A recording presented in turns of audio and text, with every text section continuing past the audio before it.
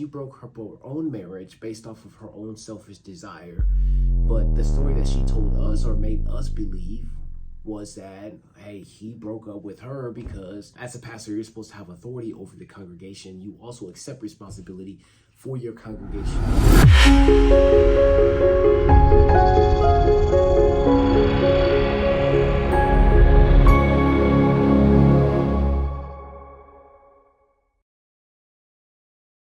What's going on, everybody? Welcome back to another episode of the Social Grade School. My name is Asa Taylor. I am your host, and today we got to talk about whatever everyone else is doing, do the opposite.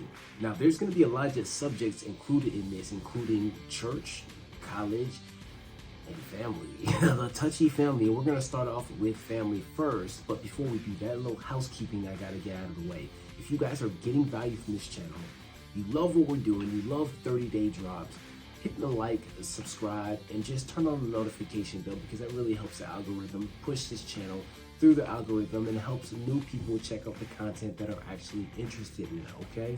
Now that that's out of the way, let's actually get into the topic at hand.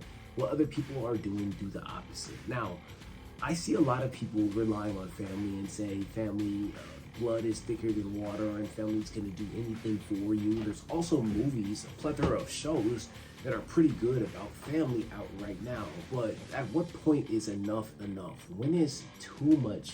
When you put up with too much stuff, when is it enough? When can you call it quits? Most people say never. Most people say you always support family no matter what they do. Most people say, well, you know, they are still your mother, they're still your father, but she's talking to you like a dog. He's mistreating you. He's giving you the cold shoulder. She's doing things or talking bad about your father that, you know, you never knew, and she's hiding you away from him. Like, can you forgive that? Do you have the stomach to forgive that?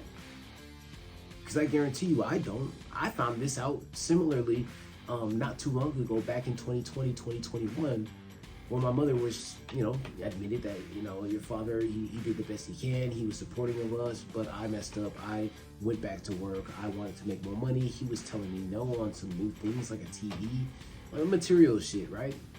And she didn't want to listen to him. So, in effect, she broke her own marriage based off of her own selfish desire. But the story that she told us or made us believe was that, hey, he broke up with her because he wasn't listening to her and he wasn't respecting her and blah, blah, blah. So now I have this image of my father in my head that is not true. And I had to call him up and apologize for that. And call her out on her BS. Why would you tell us that? Why would you make us believe that this dude never cared about us, that he wasn't anything at all? Why? That's parental alienation at its finest. Because one or both parents are actually speaking negatively about the other parent when the other parent, my father, never spoke negatively about my mom. But yet we have this image of him in our head, and even my sisters grow up kind of hating him, not wanting his support or affection or anything like that because they had this idea that was imparted on them by my mother. So when we think about the damage family can do not only to your family, but other people outside of your family, when is enough enough? Like, I am vehemently against the argument that is being made that family over everything, blood is thicker than water, because family has done the most diabolical things against me and to my other family members as well. Now, another example to give on this is when I was in Seattle in 2020. My sister came down, she was having some issues, so, you know, it was my responsibility, or I took it upon myself to say, hey, you know what, don't worry about this, I'll go ahead and take care of it. Now, my mother, she's crafty, she's a crafty old hag, and she's extremely smart. She was also a hoe back in the day, so she knows how to emotionally manipulate not only men, but women as well, and she's extremely talented at it. Okay, now, she did emotionally manipulate my sister, caused her to have a panic attack, crash out, or whatever the case may be, but then that gave her the excuse to kick her out, which is what she was looking for. Now, being who I am at the time, I was a little bit young. I was, 24, 23 at the time. I didn't really understand the manipulation part of things, but when I heard that, I understood immediately how to trigger somebody, even if that was not my intent. Two good and bad things came out of this situation. The good is that I learned how to emotionally manipulate somebody. The bad news is I stepped out with my sister and decided that, hey, I'm gonna fly back, I'm gonna pay her rent, I'm gonna make sure that she's good and set up, and then I'll go ahead and do my own thing. I'll find some work somewhere else. Now, for this to work, I had to take a significant risk, take $3,000-$4,000 outside of my bank account to make sure it was good. Now, why would family kick another person out who is clearly struggling, clearly having a hard time with the things that you willingly put her through? And that's just the thought process. Now, the next one is going to be the church. See, the church is a big one in more than just one way, because the church is supposed to be there to actually keep a lot of things at bay and in check. Okay? Now, what I mean by that is, as a pastor, you're supposed to have authority over the congregation. You also accept responsibility for your congregation as well. Not in all things. If you're doing criminal activity, obviously you take a step back and that's not your problem. However, when it comes to marriage, when it comes to divorce, when it comes to women having children out of wedlock, you take responsibility for that. Most people go to church. Most people believe in Sky Daddy. Most people think that, okay, like maybe if I just keep hoping and wishing and praying upon a star, that what I want is going to come about without doing any hard work at all.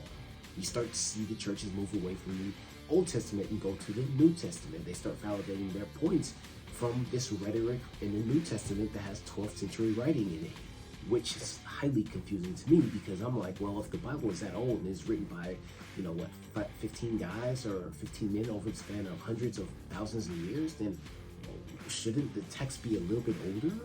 This is my thought process, but other people think differently, right? But they kind of frame their, segments and their messages around the New Testament. They reference the Old Testament here and there, you know what I mean, when they're talking about Moses and the beginning and the Creator, but they never go into 2 Kings, they never go into 2 Samuel, 1 Samuel, they never go into things and stories that are important to the creation of humanity and how it was ran back in the day, because if they did that, they would be treading into harsh territory. And so because I started to notice that, I started to veer away from the church. I said, you know what, maybe this is not a place for me. Maybe this is something that it ran its course and it was fun, but now these new teachers and pastors like Pastor Todd, we just did a video on this not too long ago, Pastor Todd and Jamal Bryan and all these other people, they're coming in, getting haircuts on stage, they're coming in and Cybertrucks, they're coming in demanding money up front, so that way they can get private jets. I mean, it's just absolutely wild to me. It's blasphemy. It's spitting in the face of God, but they don't see it that way. They don't see it that way, which is why I do the opposite of most people. I have my own relationship with God. What we've been told about Jesus Christ was always been a lie. So I don't want to get into too much of a religious topic right now, because I can go off all day on this, And the last one is education. Go to school, get a degree. But what's the most popular degree? Business management. What's the second most popular degree? Psychology. What's the last most popular degree? STEM, science, technology, engineering, and math. Nobody wants to do these things because they're actually extremely difficult to do, which also makes it the right thing to do. So if you know you don't want to go into STEM, or you don't want to go into STEM right now, and you just want to work, you want to make some money, you just kind of unsure, then why not get a blue collar job? Why is a blue collar job looked down upon? Why is it the only degrees like psychology and sociology and underwater basket weaving, history and African studies, why are those the only one that get respect in certain places and in certain communities, but inside of the job market, you can't get a job because that degree teaches you nothing? So how are you going to use this knowledge in the outside world? How is it you're going to apply it to your life? How is it going to support your lifestyle going forward? These are the questions that you have to ask yourself, because I didn't ask myself this. I'm a college dropout because I realized too late that college wasn't for me. I don't even know what I wanted to do in college. I was supposed to be majoring in criminal justice and a minor in Spanish. I literally have one class left to graduate, but I said, nah, let me not do it. Let me not do it, because if I can just go out and make some money based off what I have, the skill sets that I have up until this point, that I'll be okay. I'll be good. Of course, I took some L's and bumps and bruises and stuff like that. People said, hey, you should have gotten a degree, then you would have been stable, this wouldn't have happened to you. But then, again, I keep thinking back and harkening back onto this one point. Most people go to college and get a degree. Most people do this. And if I know most people do this, why would I actively engage in this activity that most people fail at? See, I'm of the mindset that I'm going to do the opposite of what most people are doing. If most people are doing nothing on their day off, then I'm going to do something like record a video. If most people are not taking care of their car or building cars, then I'm going to build up a car until I have enough money so I'm stable enough to pay the car note and it's not going to affect me. I still have the freedoms that I want and desire. If most people are getting married in their 20s and having kids and struggling and having this struggle love thing, I don't want any parts of that. I'm going to do the opposite. Why? Because every action has an equal and opposite reaction. So if you want love, there's also going to be hate. There's only a thin line between that. If you want wealth, you're going to have to be broke. But most people don't want to go through the struggle because the easiest path to take for humans, because we are animals, is the path of least resistance. And to sum up this whole conversation, if you continue to follow what the rest of the world is doing, you're going to fail. If you continue to go to college without a plan and major in these majors that I mentioned earlier, you're going to fail. If you continue to allow family to hold you back from your true potential, wife, kids, mother, father, people manipulating you to get whatever they want, you're going to fail. Brothers, sisters, hell, family is the worst one. And religion as well. And I believe religion hampers us more than anything because especially Christianity and the Mormons as well, because it denies the human inclination to procreate and ejaculate if you're a man. It goes against that and it says that's wrong. So what do people grow up believing? Well, if I just have one woman for the rest of my life, then I'm gonna be good. Swell. I'm a good guy. I'm gonna open all the doors for you. I'm gonna take you at 37, 38, 39, 40. I'm gonna take you at 28 when you're a single mom. Listen, these are the things that the church promotes that I am vehemently against. I would never, ever put myself in that situation and expect to thrive. But maybe I'm off. I know I'm gonna get hate for this video, so let me know down in the comment section below. Am I off? Do I have a point? And I'll be sure to get back to you. If there's some interesting comments in there, I would love to highlight them on my channel and just have a genuine discussion about them, all right? I love you, I appreciate you, and don't forget to check out the book and like, comment, and subscribe if you're getting value. I'll talk to you guys later. Peace.